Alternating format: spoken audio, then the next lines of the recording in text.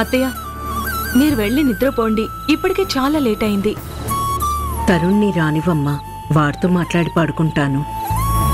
ఈ లోపు నాన్న లేస్తే చాలా పెద్ద గొడవవుతుంది. ఏయ్, నీ గోల వల్లే లేచొచ్చేలా ఉన్నారు. తరుణ్,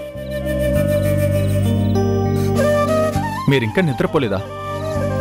అమ్మ నీ కోసం వెయిట్ చేస్తుంది. మేం అమ్మ కోసం నిద్ర ఆపుకుని మరీ వెయిట్ చేస్తున్నామన్నయ్య.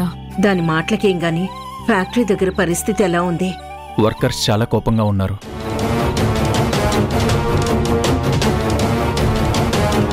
మేఘన సారీ చెప్తే కానీ ఇద్దరిని ఎక్కడికి తీసుకెళ్ళడానికి వీల్లేదని చాలా సీరియస్గా చెప్పారు. అంటే వాళ్ళు ఇంకా ఆఫీస్లోనే ఉన్నారా? వర్కర్స్ వల్ల ఏదైనా థ్రెట్ ఉంటుందా? లేదమ్మా,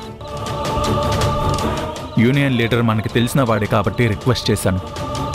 మీ మీద గౌరవంతో ఓకే చెప్పాడు. వాళ్ళిద్దరినీ సేఫ్గా ఇంటి దగ్గర దింపొచ్చాను.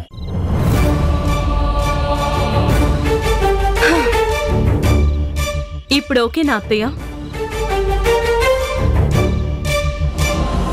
ఎప్పటి నుండో ఇదే చెప్తుంటే నా మాట వినకుండా నిద్రపోకుండా అలా వెయిట్ చేస్తూనే ఉన్నారు. ఇప్పుడైనా నిద్రపోతావా?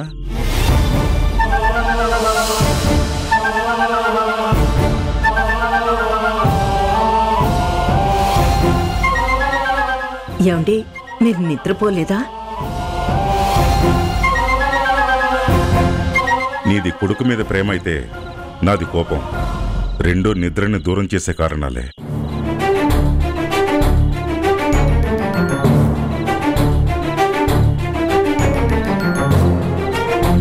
మీ అమ్మకి పెద్ద కొడుకు ఎలా ఉన్నాడో, ఏం చేస్తున్నాడో చెప్పావో తరుణ్? వాడి మీద ప్రేమతో కాలు చేయి ఆడటం లేదు మీ అమ్మకి. వాడికి మైండే పనిచేయడం లేదు. చేతగాని దద్దమ్మలా ఉన్నాడు.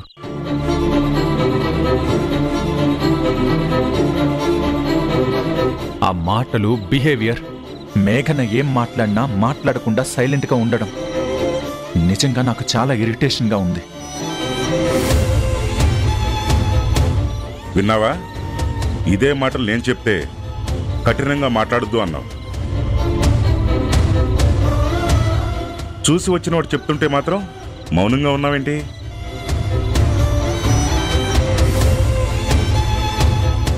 ఇంకా దారుణం ఏంటంటే, ఇంత జరిగినా కూడా మేఘనకి కొంచెం కూడా పొగరు తగ్గలేదు.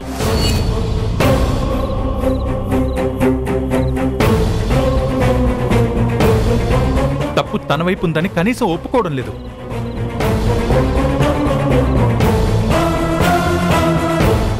ఆవిడిగారు నోటుకొచ్చినట్టు వాగుతుంటే మన సార్ మాత్రం కళ్ళప్పగించి చూస్తున్నాడే తప్ప నోరు మాత్రం తెరవడం లేదు.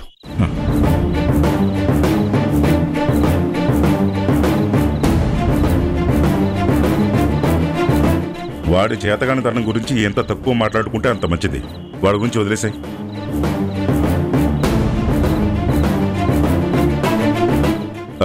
ఆ యూనియన్ లీడర్స్ ఏమంటున్నారు? మేఘన సారీ చెప్పేంత వరకు వాళ్ళు అస్సలు తగ్గరు నాన్న. ఇందులో డౌటే లేదు. మీ వైపు న్యాయం ఉంది, నేను మీకే సపోర్ట్ చేస్తానని చెప్పాను. అయ్యో, అలా ఎందుకన్నారు? ఈ విషయం మేఘనక్కకి తెలిస్తే దీన్ని కూడా పెద్ద గొడవ చేస్తుంది. వర్కర్స్ అంటే తిరిగి రియాక్ట్ అవ్వరు కాబట్టి గొడవ పెట్టుకుంది. నాతో అదంతా కుదరదని తనకి బాగా తెలుసు.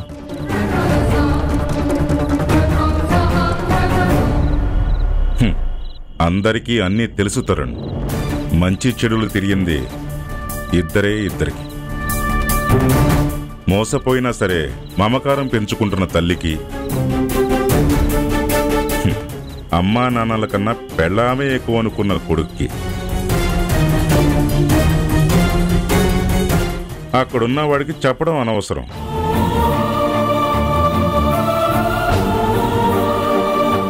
మనతో ఉన్న మీ అమ్మకి చెప్పినా ప్రయోజనం లేదు.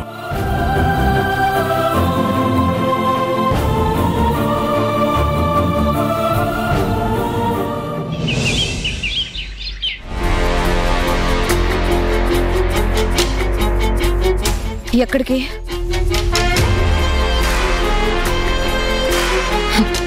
సంజయ్ని ఇప్పుడు కూడా ప్రశాంతంగా ఉండనివరా? వాడి కొంట్లో బాలేదని తెలిసింది, చూద్దామని. డాక్టర్ వచ్చారు, చూశారు, వెళ్తున్నారు. ఇంకా మీరేం చూస్తారు?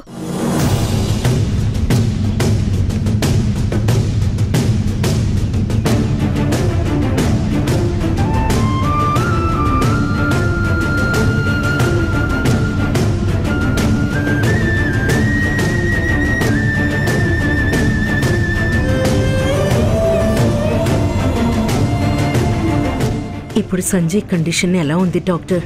బీపీ కంట్రోల్ అవడం లేదు. ఏదో విషయం గురించి చాలా టెన్షన్ పడుతున్నారు. మరి ఇంట్లోనే ఎందుకు ఉంచారు? హాస్పిటల్కి తీసుకెళ్లి ట్రీట్మెంట్ చేయించొచ్చు కదా. బీపీ కంట్రోల్ అవడానికి ఇంజెక్షన్ ఇచ్చాను మేడం.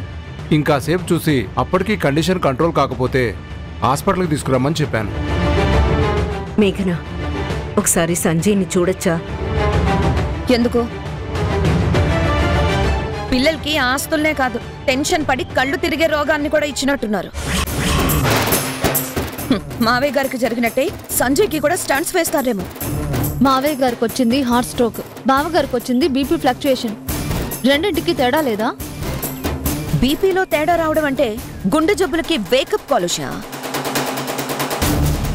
ఉదయం నుండి అలా స్పృహ లేకుండా పడున్నాడు. సంజయ్ గుండెకి ఏమైనా అయ్యిందేమో భయంగా ఉంది. ఎందుకు మేఘన అలాంటి అపశకునం మాటలంటావు? అప్పసకునం నా మాటల్లోనే ఉంది, కానీ జరగాల్సిన కీడంతా బయటే జరుగుతుంది.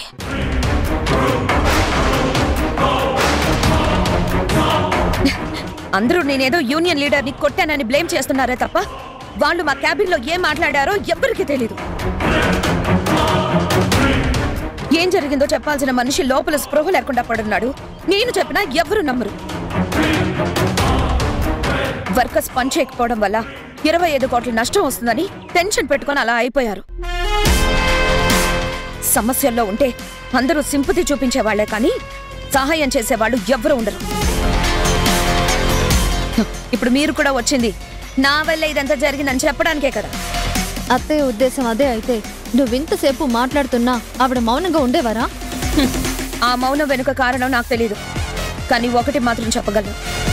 నీకు అన్యాయం చేసినందుకు నా భర్తకి కరెక్ట్ శిక్ష పడిందని ఖచ్చితంగా అనుకుంటారు.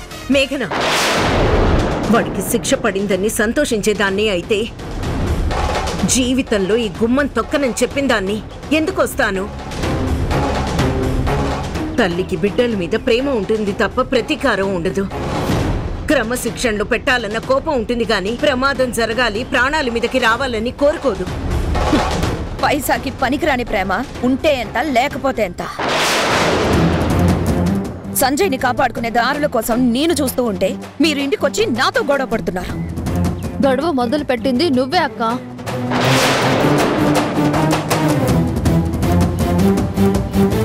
భార్యగా నువ్వు బావగారి ఆరోగ్యం గురించి ఎంత టెన్షన్ పడుతున్నావో తల్లిగా అత్తయ్య గారు అంతకు మించి బాధపడుతున్నారు. ఈ బాధ టెన్షన్ వల్ల ఏ లాభం ఉండదు. ఫ్యాక్టరీలో వర్క్ స్టార్ట్ అయితే గానీ సంజయ్కి టెన్షన్ తగ్గదు, నాకు ప్రశాంతత ఉండదు. ఇవేవీ సంబంధం లేనట్టు ఇంటికొచ్చి సానుభూతి పలుకులెందుకు? టైం వేస్ట్ తప్ప ఏమీ ఉండదు.